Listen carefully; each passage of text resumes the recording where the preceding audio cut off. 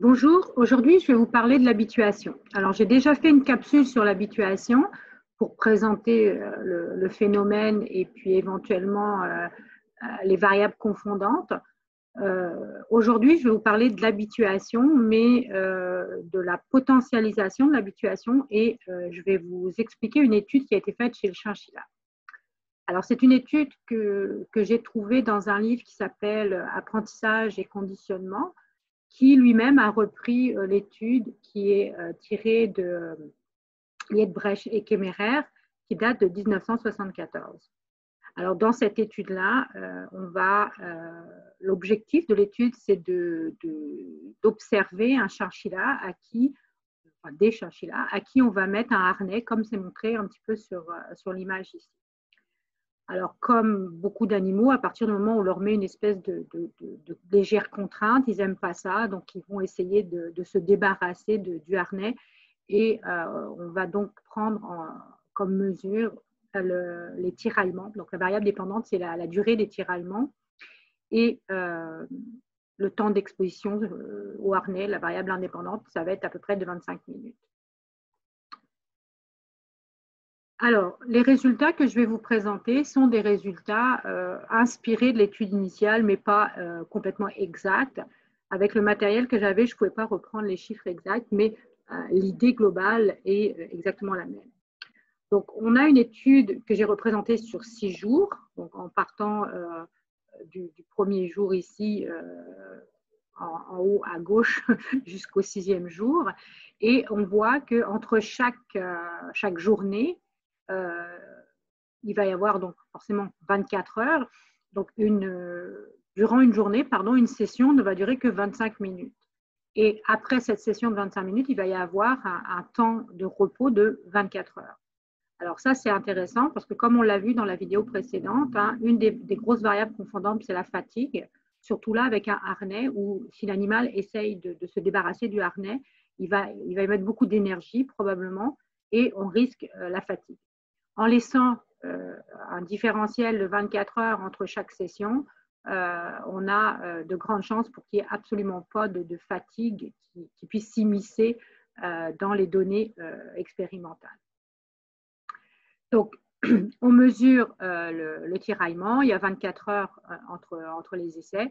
Et moi, j'ai rajouté, par rapport à l'étude, les petits pointillés que vous pouvez éventuellement voir en bas de chaque graphique. Et ces pointillés-là représentent le critère d'apprentissage. Donc, c'est là qu'on aimerait amener les animaux. Donc, si je prends une deuxième image, on retrouve évidemment la même chose. Alors, qu'est-ce qu'on constate? On constate plusieurs choses. La première chose, c'est ce que j'ai mis en cercle rouge, c'est les récupérations spontanées.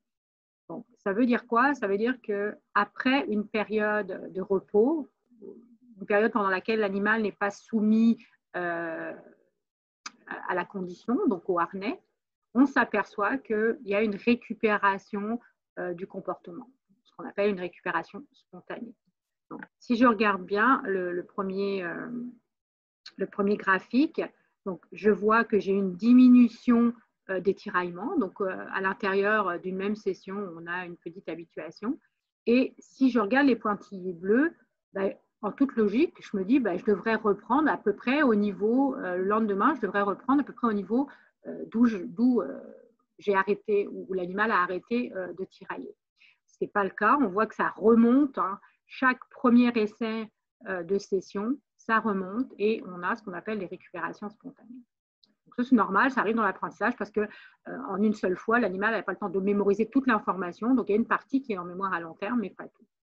Par contre, ce qu'on aimerait bien voir, c'est qu'effectivement, il y a une partie qui est en mémoire à long terme et que l'animal n'a pas tout oublié. Donc, on regarde les différentes récupérations spontanées et on s'aperçoit qu'effectivement, elles diminuent. Alors, ce n'est pas très flagrant sur le schéma que j'ai fait, mais si vous prenez les chiffres, donc on est à peu près à 8 à la première, 7 ensuite dans les jours suivants, puis on descend à 6, puis 5. Donc, on a bien une diminution de l'intensité de la récupération spontanée. Donc, on a bien ce qu'on appelle une potentialisation de l'habituation.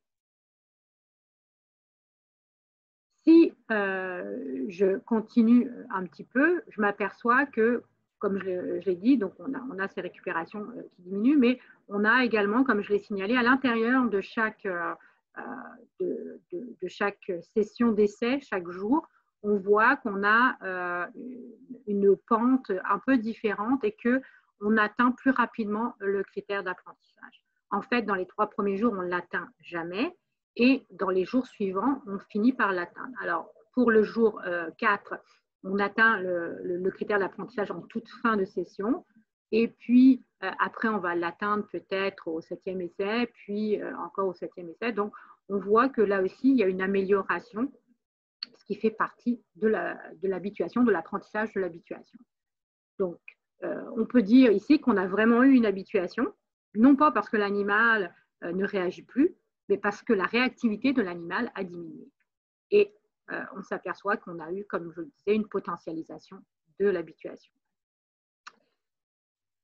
Si je voulais être sûre que le chinchilla s'habitue complètement et accepte totalement le harnais, ben, il aurait fallu que je continue l'expérience. Je ne peux pas le dire avec cette expérience-là. Je pense que oui, je pense que ça tend vers une acceptation complète, mais j'en suis pas sûre. C'est ce que j'ai imaginé, hein, mais c'est une extrapolation. J'ai extrapolé les résultats, ça n'a pas été fait dans l'étude, mais je me suis imaginé que si on continuait l'étude puis qu'on arrivait aux jours 15, 16 et 17, ben, on pourrait avoir quelque chose qui ressemble à ça. Donc, j'ai remis mon critère d'habituation en pointillé et ben, je m'aperçois qu'au jour 15, j'ai une toute petite récupération spontanée, mais elle est vraiment très faible. Et juste après, à partir du 2 ou 3e essai, j'atteins le critère d'habituation. Et puis, au jour 16 et 17, systématiquement, je suis en dessous du critère d'habituation. Donc là, je peux dire que véritablement, mon animal ne réagit plus du tout quand je vais lui mettre le harnais. Donc, ça m'amène à vous...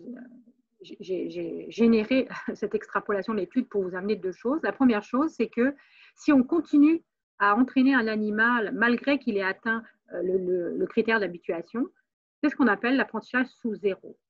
Cet apprentissage sous zéro, on le retrouve très rarement dans la littérature. Pourquoi? Parce qu'au niveau expérimental, en recherche, on ne va pas beaucoup continuer. Ça ne nous sert à rien. Qu'est-ce qu'on veut faire en recherche? On veut montrer que l'animal est capable d'apprendre ou on veut monter un point précis de l'apprentissage. Et à partir du moment où on a atteint ce critère-là, ben on arrête de faire l'expérience. Pourquoi? Parce que ça coûte cher en humain, il faut des gens pour l'expérience, ça coûte cher en matériel, etc. Par contre, si on veut réaliser une expérience concrète dans la vie de tous les jours, là, je veux aller plus loin, je veux mon apprentissage sous zéro parce que je veux éventuellement que mon animal ou l'être humain que j'ai soumis à un apprentissage, il continue à maîtriser cet apprentissage-là. Donc, si je regarde ce qu'on fait avec le chinchilla, moi, ça me rappelle beaucoup ce qu'on peut faire avec un cheval, par exemple. Ou si je mets une selle à un cheval au départ, le cheval ne va pas tolérer la selle. Et donc, je vais faire des sessions d'habituation régulièrement, mais je vais continuer l'apprentissage sous zéro parce que pourquoi? Je veux que mon cheval, il accepte de façon inconditionnelle la selle systématiquement et qu'il ne se mette pas à réagir. Comme le chinchilla, si j'ai un chinchilla chez moi puis que je veux aller le promener avec la laisse, ben, je vais faire un apprentissage sous zéro. Donc, c'est très, très utile pour stabiliser les acquis en mémoire à long terme et maintenir l'apprentissage. Je sais qu'en recherche, j'ai déjà utilisé l'apprentissage sous zéro, mais ce n'était pas pour la recherche elle-même, c'était pour amener l'animal à participer à la recherche. Donc, je m'explique. Chez les souris, par exemple, si on veut prendre la tension artérielle d'une souris, c'est assez compliqué, ça se fait dans la queue, il ne faut pas que l'animal bouge, sinon la mesure n'est pas bonne. Et donc, pour ça, il faut mettre l'animal en contention. Mettre une souris en contention, ça ne marche pas très fort, elle bouge dans tous les sens, elle essaye de s'échapper. Donc, ce qu'on fait avant de prendre la tension artérielle, ce qu'on fait, c'est pendant plusieurs jours, on fait une procédure d'habituation et on met la souris en contention quelques minutes, un peu plus, jusqu'à ce qu'elle comprenne qu'il n'y a rien de négatif qui va lui arriver et que finalement, si elle ne bouge pas, on va finir par la retirer. Et on arrive à avoir une souris qui est relativement calme pendant suffisamment longtemps pour prendre la tension artérielle.